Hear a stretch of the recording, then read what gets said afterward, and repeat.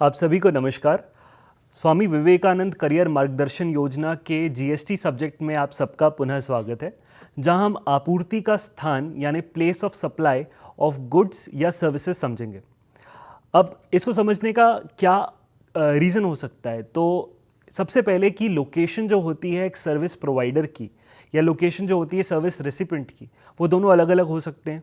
जहाँ पर इस पर्टिकुलर सर्विसेज का परफॉर्मेंस दिया जा रहा है वो अलग हो सकता है, जिस जगह पर इन गुड्स को कंज्यूम किया जा रहा है वो अलग हो सकता है। रेसिपिएंट और जो सर्विस प्रोवाइडर हैं या सप्लायर हैं ये दोनों अलग अलग हों, लेकिन एक तीसरा पर्सन भी इसमें आ जाए जो कि बेनिफिशियरी हो या फिर बेनिफिशियरी पर्सन कहलाए, तो ऐसे केस में तीसरी एक और प्लेस जो है वो इसमें सप्लाई के अंदर आ जाएगी।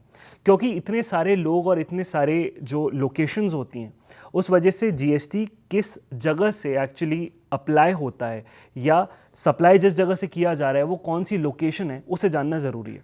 तभी ये चैप्टर जो है जीएसटी के अंदर इंट्रोड्यूस किया गया। तो जानते हैं क्या होता है प्लेस ऑफ सप्लाई। सबसे पहले हम बात करते हैं गुड्स की, जहाँ पर place of supply of goods हम जानेंगे, जिसमें इंपोर्ट और एक्सपोर्ट बाहर है, यानी हम केवल इंडिया के दायरे के अंदर जो सप्लाई हो रही हैं गुड्स की उनकी डिस्कशन सबसे पहले करते हैं। जहाँ पे सप्लाई इन्वॉल्व करता है मूवमेंट ऑफ गुड्स, यानी गुड्स का एक जगह से दूसरी जगह पहुँचाना, चाहे सप्लायर के द्वारा, चाहे रेसिपिएंट के द्वारा या चाहे किसी और तीसरे पर्सन के द्वारा। तो वहाँ पर जो प्लेस ऑफ सप्लाई है वो हो जाती है location of goods at the time जब वो मूवमेंट टर्मिनेट होता है, यानी वो डिलीवरी फाइनली जब रेसिपिएंट को जिस जगह पर करी जाती है, जहाँ पर जाके वो डिलीवर किया जाता है, वो कहलाता है प्लेस ऑफ सप्लाई। दूसरी सिचुएशन होती है जहाँ गुड्स डिलीवर किया जाता है रेसिपिएंट को किसी पर्सन के द्वारा, पर डायरेक्शंस कोई तीसरा पर्सन दे रहा है, यानी एक सप्लायर है एक रेसिपिएंट है, दोनों के बीच में गुड्स और कंसिडरेशन का एक्सचेंज हुआ, लेकिन डायरेक्शंस थे किसी तीसरे पर्सन के। तो वहाँ पर प्लेस ऑफ सप्लाई बन जाता है प्रिंसिपल प्लेस ऑफ बिजनेस उस तीसरे पर्सन का। मान लेते हैं कि सप्लायर जो है वो ग्वालियर में बैठा है, रेसिपिएंट उन गुड्स के जो है वो मुंबई में बैठे हैं, और जो पर्सन है, जो तीसरा पर्सन है जिसके डायरेक्शंस पे गुड्स का मूवमेंट करवाया गया, वो पटना में है। तो क्योंकि उनका प्रिंसिपल प्लेस ऑफ बिजनेस तीसरे पर्सन का पटना में रहेगा, तो प्लेस ऑफ सप्लाई भी वही जगह मानी जाएगी। नेक्स्ट सिचुएशन में ट्रांसफर ऑफ बिजनेस कई बार होता है, जहां पर एसेट्स जो है वो एक साथ मूव करने की ज़रूरत नहीं पड़ती, पर बिजनेस मूव हो जाता है। यानी मैं एक ओनर हूं, मुझे बिजनेस अब चलाने में रुचि नहीं है, तो इसको मैं सेल कर दूंगा। अब सेल करूंगा तो उसके साथ कई सारे एसेट्स हैं जो साथ में सेल होंगे, जैसे कि furniture, fixtures, lamps, drawers, cupboards. तो अब इनको जो है मैं अपनी जगह से एक जगह से दूसरी जगह लेके नहीं जा रहा, पर इन्हें सप्लाई ज़रूर कर रहा हूँ। तो जहाँ पर मूवमेंट नहीं होता गुड्स का, या तो सप्लायर के द्वारा या रेसिपिएंट के द्वारा, वहाँ पर भी प्लेस ऑफ सप्लाई निकालना ज़रूरी होता है। तो लोकेशन वही जगह रह जाती है जहाँ पर डिलीवरी की जा रही है उन पर्टिकुलर गुड्स की। So location of such goods at the time of delivery to the recipient, मतलब वो जिस जगह पर थे वही जगह बन गई प्लेस ऑफ सप्लाई। अगली सिचुएशन में कई बार ऐसा होता है कि गुड्स एक बार में सारे नहीं पहुंचते, लॉट्स में पहुंचते हैं या अलग अलग पीसेस और पार्ट्स में पहुंचते हैं, और किसी एक टेक्नीशियन को आकर उसे असेंबल करना पड़ता है, जोड़ना पड़ता है। हम एग्जाम्पल के लिए ले सकते हैं कि हमारे घर में जब भी एयर कंडीशनर लगाया जाता है तो हम खुद नहीं उससे लगा सकते, हमें कोई टेक्नीशियन चाहिए होता है जो उसको फाइनली असेंबल करता है या इंस्टॉल करता है हमारे साइट पे। तो उसी तरीके से बिजनेस हाउसेस के लिए भी जहाँ पर गुड्स की असेंबली हो रही है या इंस्टॉलेशन हो रहा है, जो कि जनरली हमारा प्लांट होता है या फिर हमारी फैक्ट्री होती है, वो जगह कहलाएगी प्लेस ऑफ सप्लाई। फिर उसके बाद कई गुड्स ऐसे होते हैं जो ऑन बोर्ड कन्वेंस दिए जाते हैं, जैसे कि वेसल पे, एयरक्राफ्ट पे, ट्रेन पे या मोटर व्हीकल में। एग्जाम्पल के लिए मैं देखता हूँ कि अगर हम इंडिगो फ्लाइट की बात करें तो आपके सामने हमेशा एक मैगजीन रहती है जिसका नाम है इंडिगो 6E। तो उसके अंदर खोलते से ही आपको बहुत सारे अलग अलग टाइप के गुड्स मिलेंगे जो आप परचेज कर सकते हैं उस कन्वेंस पे ही, मतलब उस फ्लाइट के अंदर ही आप उन सामान को खरीद सकते हैं। कई बार जो है वो कुछ फ्लाइट्स फ्री मील भी देती हैं, या फिर हो सकता है पेड मील भी दें। तो इन सब के दौरान मील जो है एज अ गुड आपको सप्लाई किया जा रहा है ऑन बोर्ड अ कन्वेंस, मतलब फ्लाइट जो है वो ऊपर से उड़ रही है या फिर ट्रेन जो है वो स्टेट्स के दौरान जो है वो एक स्टेट से दूसरे स्टेट होती चली जा रही है। तो कौन सी वो जगह है जहाँ पर इनको प्लेस ऑफ सप्लाई इनका माना जाएगा? तो प्लेस ऑफ सप्लाई वो बनेगा जहाँ पर इन गुड्स को उस कन्वेंस पे चढ़ाया गया। हम मान के चलते हैं कि हमारी फ्लाइट जो है वो बैंगलोर, चेन्नई और फिर कोलकाता गई। तो बैंगलोर के बाद जब चेन्नई स्टॉप ओवर हुआ तो वहाँ पर जो है कुछ गुड्स को चढ़ाया गया उस फ्लाइट में, और चेन्नई से कोलकाता के दौरान उन्हें सप्लाई किया गया। तो इसका जो प्लेस ऑफ सप्लाई है वो चेन्नई बनेगा, बिकॉज उस पॉइंट पर उन्हें कन्वेंस पर चढ़ाया गया था।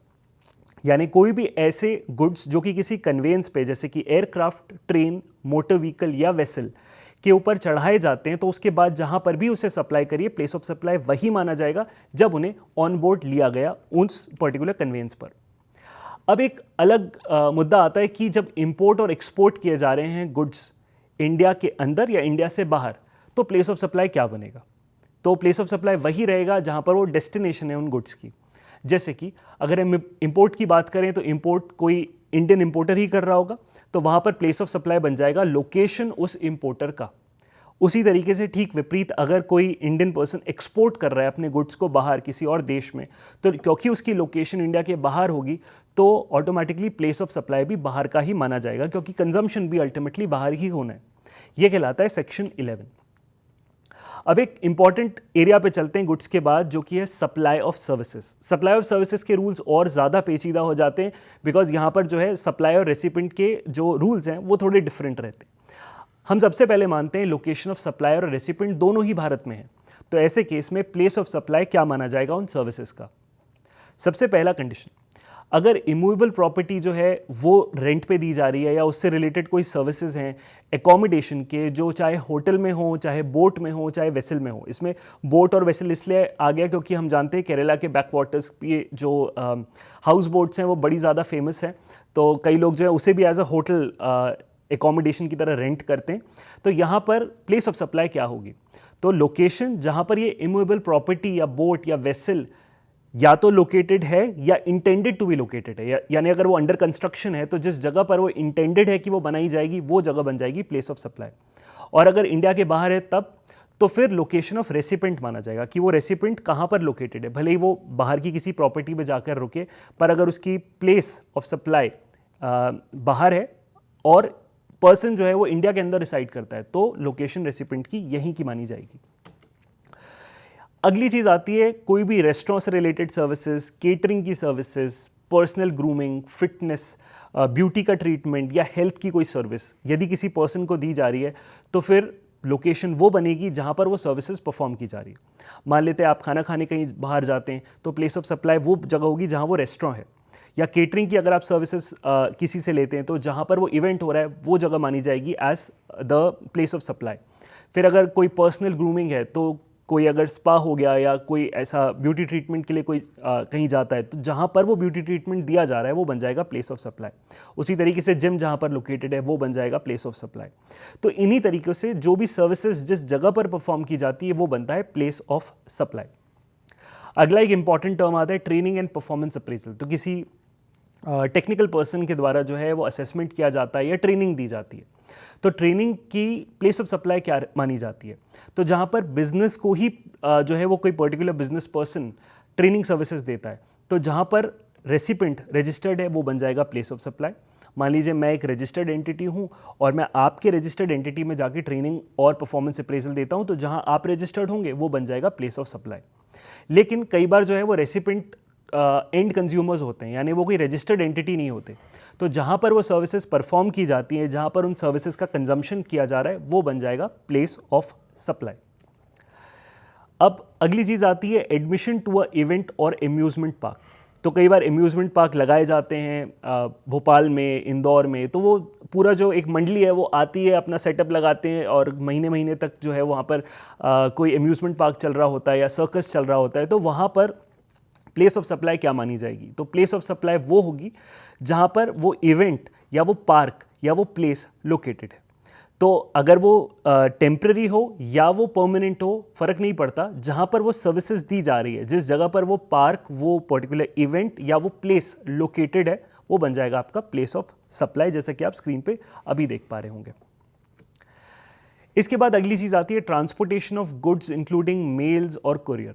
तो अगर हमें कोई कुरियर भेजना है, हमें कोई मेल भेजनी है, हमें कोई गुड्स एक जगह से दूसरी जगह पर भिजवाने हैं, तो ये चीज़ देखी जाती है कि क्या आप किसी बिजनेस पर्सन को ये सर्विसेज दे रहे हैं, सर्विसेज ऑफ ट्रांसपोर्टेशन। तो अगर वो ऑटोमेटिकली बिजनेस है तो यही देखा जाएगा कि लोकेशन कहाँ है उस रजिस्टर्ड पर्सन की। तो B2B सर्विसेज के अंदर रजिस्टर्ड पर्सन की लोकेशन को प्लेस ऑफ सप्लाई माना जाता है। अगर एक कंज्यूमर है जिसका कोई जीएसटी में रजिस्ट्रेशन नहीं है, तो जिस लोकेशन पे उन गुड्स को हैंडओवर कर दिया जाता है कि इसे अब आपको ट्रांसपोर्ट करना है, सर्विस एंटिटी को कहा जाता है इसे आप ट्रांसपोर्ट कर दीजिए, मैं एक रजिस्टर्ड एंटिटी नहीं हूं, मैं तो एक कंज्यूमर हूं, तो जिस जगह पर वो हैंडओवर किया जा रहा है वो बन जाएगा प्लेस ऑफ सप्लाई।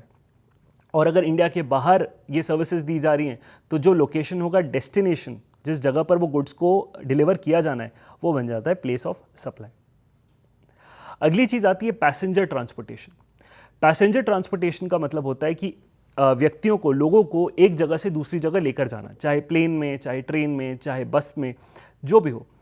अल्टीमेटली इसका प्लेस ऑफ सप्लाई क्या है? तो वही सेम कंसेप्ट यहाँ पर भी लगाया जाता है। B2B यानी बिजनेस टू बिजनेस अगर कोई सप्लाई की जा रही है तो लोकेशन उस पर्टिकुलर पर्सन का जहाँ वो रजिस्टर्ड है। आपने भी IRCTC पे बुकिंग करी होगी तो नीचे एक जो है लाइन लिखी होती है कि आर यू GST रजिस्टर्ड, या आप इसमें GST का अपना नंबर देना चाहते हैं। सिमिलरली प्लेन की टिकट भी बुक करते टाइम GSTIN आइडेंटिफिकेशन नंबर आप अपना प्रोवाइड कर सकते हैं। तो अगर आप बिजनेस के बिहाफ पे वो चीज़ कर रहे हैं तो आप चाहें तो GSTIN मेंशन कर सकते हैं। पर अगेन ज़्यादातर लोग जो हैं वो B2C रहते हैं, यानी कंज्यूमर रहते हैं, एंड कंज्यूमर्स, तो उनके पास GSTIN तो होता नहीं है, पर प्लेस ऑफ सप्लाई तो निकालनी ज़रूरी है।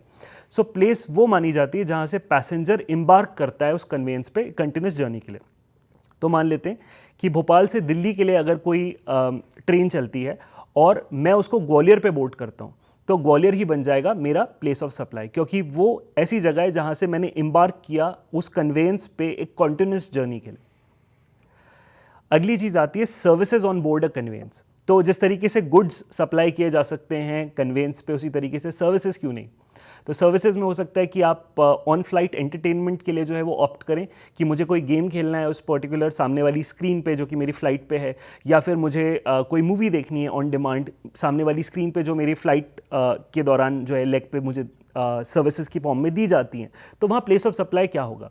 तो प्लेस ऑफ सप्लाई बनेगा location of the first scheduled point of departure of that conveyance for that journey. तो इसका एक बहुत सिंपल सा एग्जाम्पल लेते हैं। मान लेते हैं फ़्लाइट उड़ी कश्मीर से, दिल्ली पे जो है वो उसने अपना फर्स्ट स्टॉपेज किया जहाँ से मैं चढ़ा, और ये फ़्लाइट मुझे लेके गई बैंगलोर।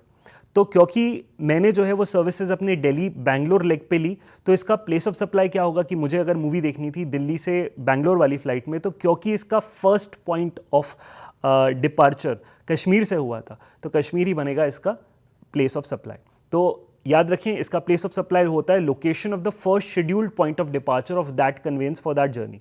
तो लेग जो है वो स्टार्ट हुआ था कश्मीर, दिल्ली, बैंगलोर। तो इवन इफ मैंने दिल्ली बैंगलोर के लेग पे देखा है तो भी क्योंकि कश्मीर से फ्लाइट पहली उड़ी थी उस पर्टिकुलर लेग के लिए, तो वो माना जाएगा उसका place of supply. Thank you.